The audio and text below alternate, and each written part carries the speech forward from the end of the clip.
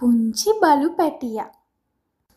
එක ගමක එක පුංචි ගෙයක අම්මයි තාත්තයි ඒ දෙන්නගේ පුංචි පුතයි ජීවත් වුණා. ඔන්න ඉතින් තාත්තා එක දවසක් හේනට ගිහින් ගෙදර එනකොට පුංචිම පුංචි බලු පැටියෙක් තාත්තගේ සරමේ එල්ලුණා. "හානේ බලු පැටියෙක් කෝ ඔයාගේ අම්මා?" තාත්තා එහෙම කියලා පුංචි බලු පැටියාගේ ඔළුව අත ගෑවා. ඉතින් මේ පුංචි බලු පැටියාට හරිම සතුටුයි. තව තවත් රෑබෝ වෙන නිසා තාත්තා ගෙදර එන්න සැරසුණා.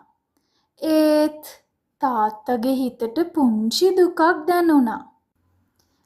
මේ පුංචි පැටියාව තනියම දාලා යන්නත් බෑ. පුංචි පැටියාගේ අම්මත් නෑ. අනේ බලන්නකො පුංචි පැටියාගේ අසරණ බැල්ම. මොනවත් කාලත් නැතුව ඇති. තාත්තට මේ පුංචි බලු පැටියා ගැන ගොඩක් අනුකම්පා හිතුණා.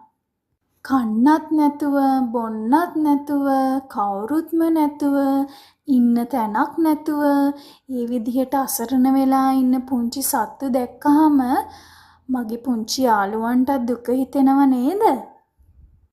ඉතින් මේ විදිහටම හිතුණු තාත්තා පුංචි බලු පැටියව වඩා ගත්තා. "අපි යමුකෝ අපේ ගෙදර. මගේ පුංචි පුතත් ඔයාට කැමති වෙයි." පුංචි බලු රාළ සතුටින් ඉපිලුණා. මේ වෙලාවේ තාත්තා එනකන් මග බලන් සිටි පුතා තාත්තා පුංචිම පුංචි බලු පැටියෙක් අරගෙන එන සැටි දැක්කා.